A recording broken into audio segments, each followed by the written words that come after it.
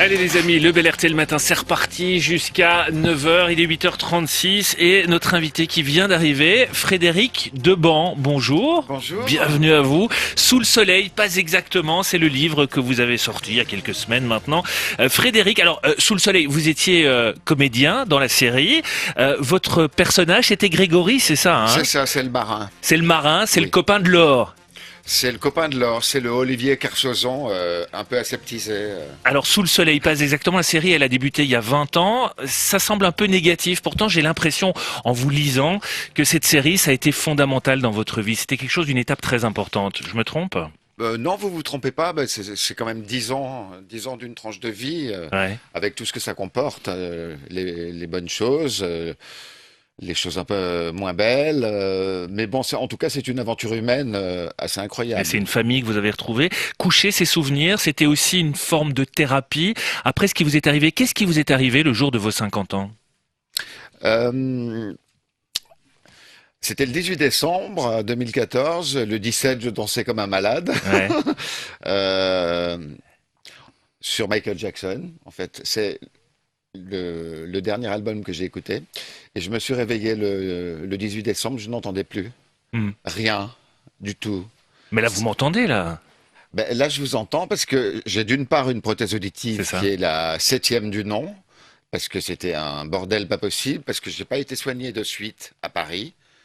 Ils m'ont gardé pendant 5 mois en observation, ils n'ont pas trouvé ce que j'avais. C'est quand même, alors que c'est basique, hein, repérer une labyrinthite aiguë, Hmm. puisque c'est le nom de cette pathologie, c'est équivalent à trouver les oreillons chez un petit garçon, quoi, ou une petite Et fille. aujourd'hui, vous essayez de vous reconstruire. On va en parler. On va parler de ces souvenirs aussi de Sous le soleil. Merci d'être là. Vous êtes avec nous jusqu'à 9h. Et notre invité ce matin, Frédéric Deban, c'est Grégory dans Sous le soleil. Alors, on a évoqué il y a un instant ces problèmes auditifs qui vous ont frappé à l'âge de 50 ans. C'est vrai qu'il y a d'autres histoires autour de cette série Sous le soleil. On pense à Mallory Nataf qui a commencé la série il y a 20 ans et bon, on n'a pas vraiment de nouvelles. Elle est devenue un peu SDF, je pense. Il y a la mort de Stéphane Slima aussi. Et on a parlé d'une malédiction sous le soleil. Est-ce que Oui. c'est vrai ça? Est-ce qu'il y a une malédiction autour de cette série? Écoutez, moi, j'ai toujours trouvé ça un peu ridicule. Je veux dire, je vous disais tout à l'heure que, en ce qui me concerne, Hmm. c'était une tranche de 10 années de vie. Euh, Essayez de trouver une personne de votre entourage qui, en 10 ans, à qui il n'est pas arrivé une merde dans Hmm, sa hmm, vie, hmm. vous n'en trouverez pas. Et vu le nombre de personnages dans la série, Comment? vu le nombre de personnages dans la série, Oui, en voilà. plus. Donc, je trouve que, bon, déjà, c'est un gros titre qui a été fait par un journal à scandale.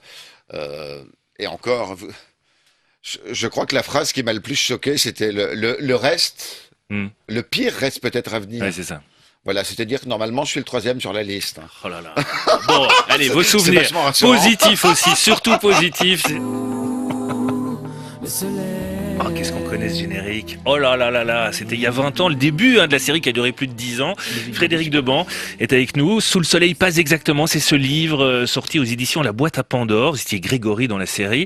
Sous le soleil, c'est un succès mondial, c'est à travers le monde. Hein. Combien de pays? Je crois plus de 135, c'est ça? Mais je crois que c'est le record mondial Ouais. d'une série Access Prime Time vendue à l'étranger. Qui s'appelait Saint-Tropez à l'étranger. Hein. Il y a que chez nous ça s'appelait Sous le soleil. Hein. Oui, en France, ça s'appelle Sous le soleil dans les pays Ouais. francophones et à l'étranger, Saint-Tropez. Est-ce que ça a fait plus pour Saint-Tropez que Brigitte Bardot? Euh, Aujourd'hui, il paraît qu'il y a des fans de la série qui viennent à Saint-Tropez. Ils savent plus du tout qui était Brigitte Bardot et ils viennent parce qu'il y a eu la série Saint-Tropez, quoi. C'est-à-dire qu'il y a eu une forme d'accalmie par rapport à Brigitte Bardot parce elle a quand même tout fait pour que ça se calme. Hein. Elle a fait construire un mur, Ouais, elle a ouais. matraque et tout.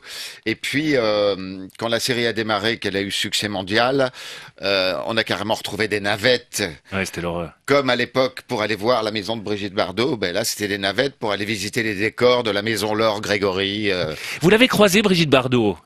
Vous le racontez dans le livre, un truc assez incroyable. Ça l'énervait un peu ce tournage, hein? Ben, c'est-à-dire, je n'ai pas de permis de conduire, Ouais. parce que je suis un peu rebelle. Je l'étais déjà à 20 ans et passer mon permis de conduire, c'était même pas envisageable. Mais je conduis très bien. Et elle conduit un peu moins bien, par contre. Ah Oui, oui. Donc, on s'est rencontrés à 2 reprises et comme je l'écris dans le livre, C'est un chapitre très drôle d'ailleurs. Elle a quand même failli me. Enfin, je suis allé dans le fossé les 2 fois, quoi. Ah oui, carrément. Ah oui, carrément. Elle est un peu énervée là. Ah ben, elle roule comme une hystérique. Ah, et ça Ouais. lui plaît pas trop ce tournage autour de chez elle.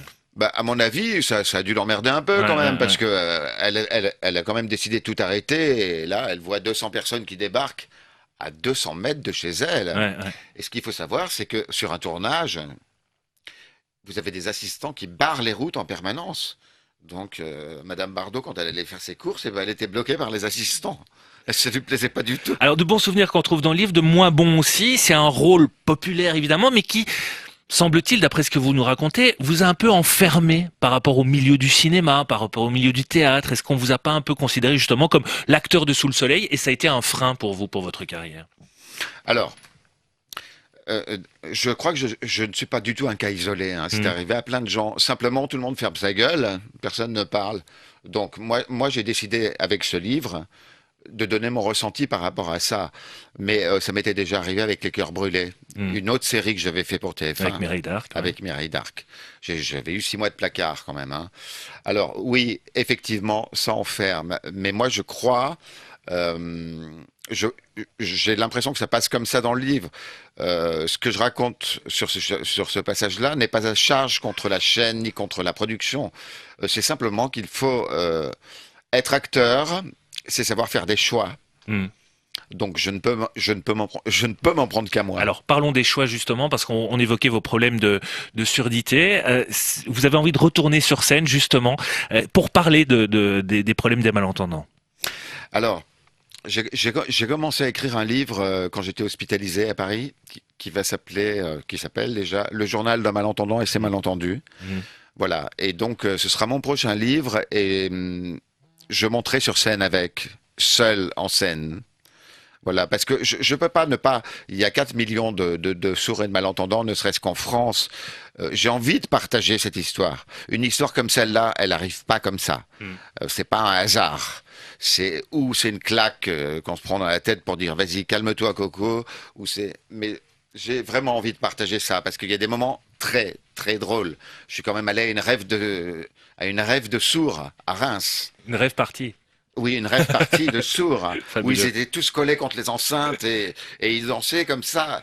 Et là, je ne savais pas, mais les sourds ressentent la Bien musique sûr. par vibration. Alors, je ne rigole pas de ça, mais c'est quand même...